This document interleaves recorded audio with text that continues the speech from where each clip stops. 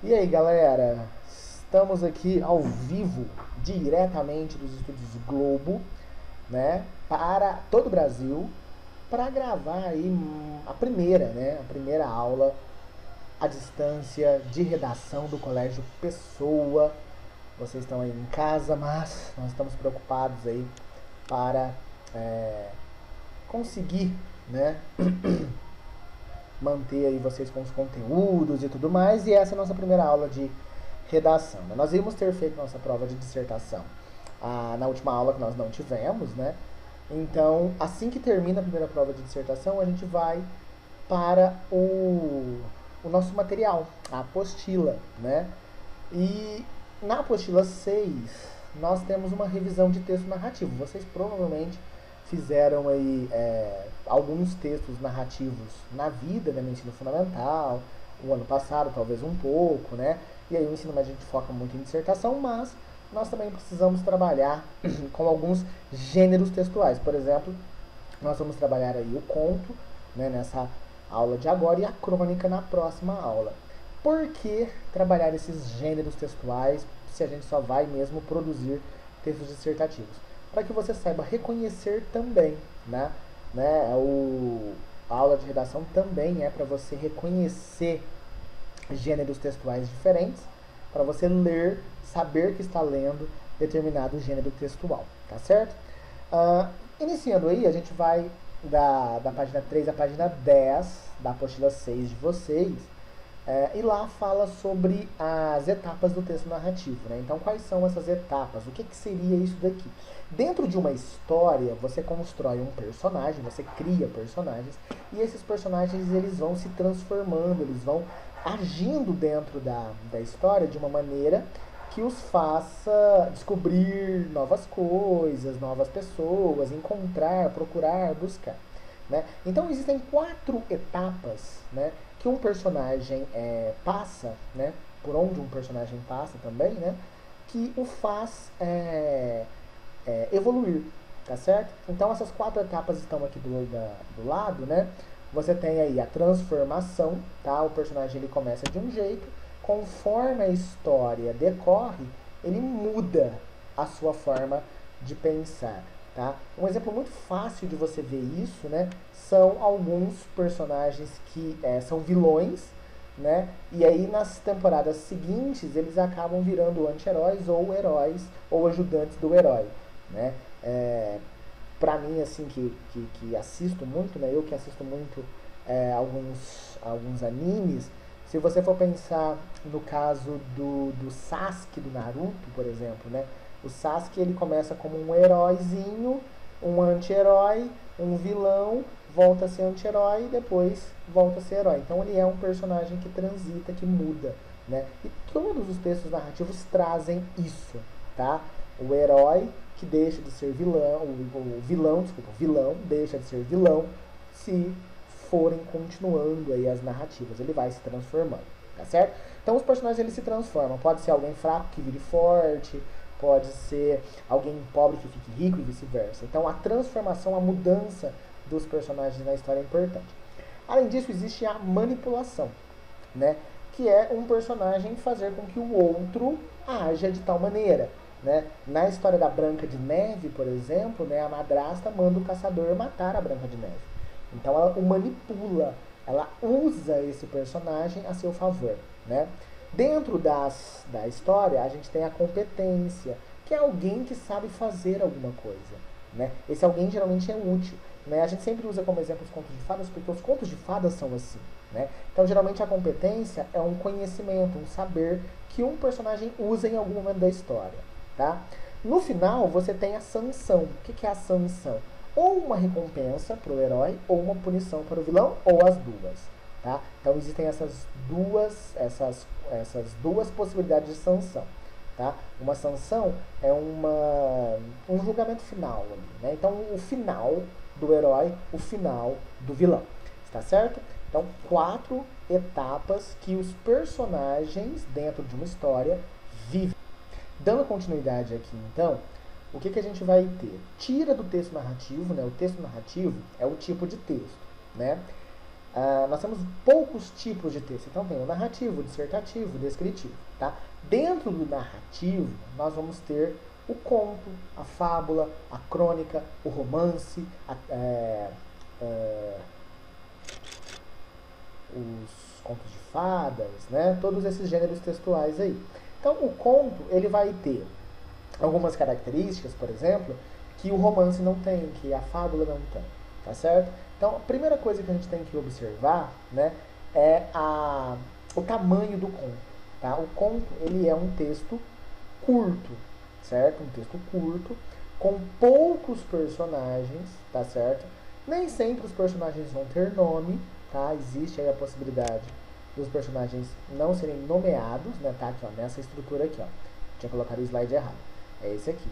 O conto ele é uma narrativa curta, né? Com poucos personagens. Você vai reparar, são 1, 2, 3 no máximo, tá? E a ideia sempre é, tá? Narrar uma situação, tá? Que fuja um pouquinho do comum, tá?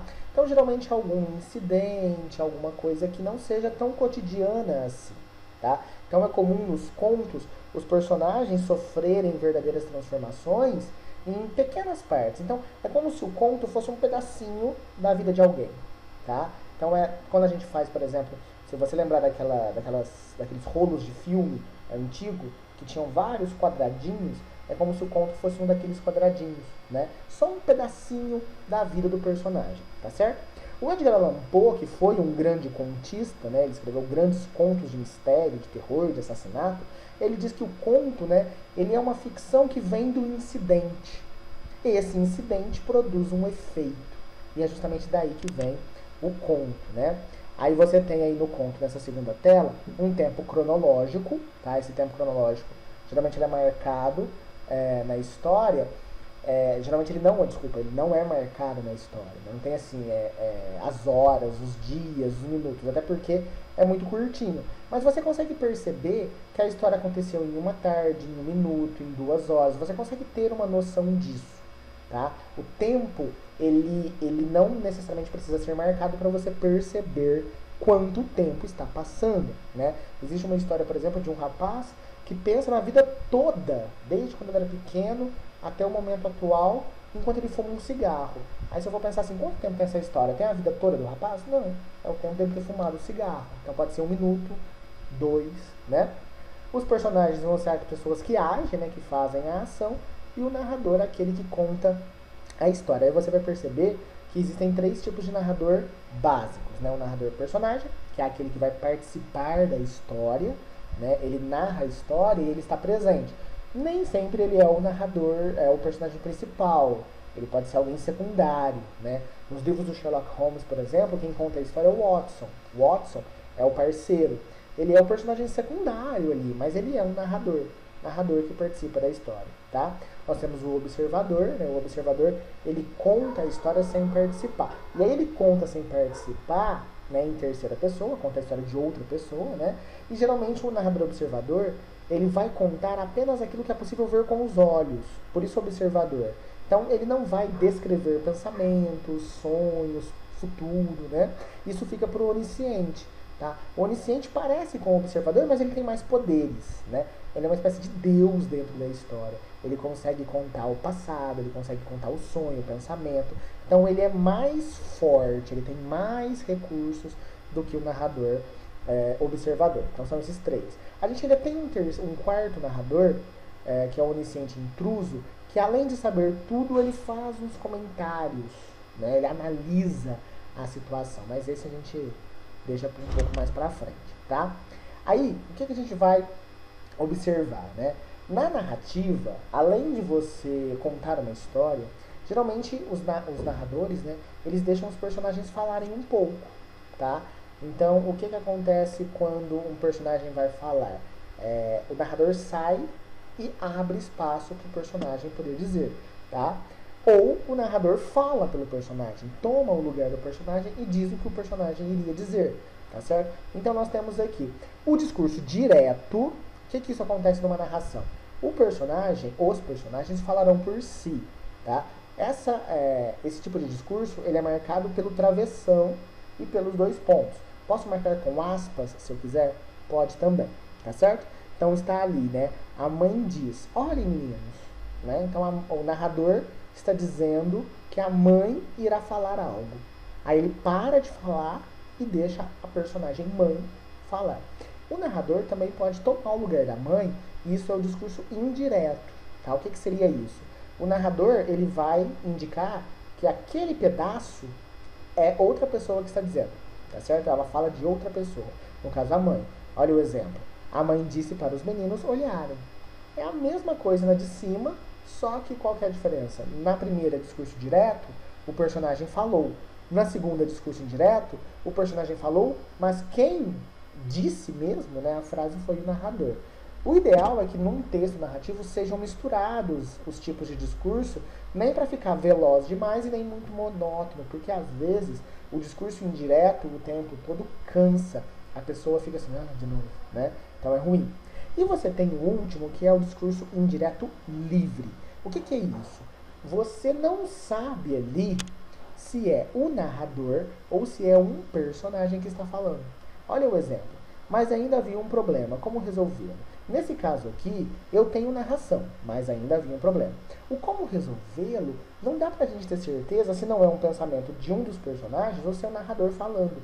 Essa mistura, essa confusão, forma justamente o discurso indireto livre, tá? Então, é discurso indireto, mas está meio assim, é o narrador ou é o personagem? Quem está falando aqui, tá?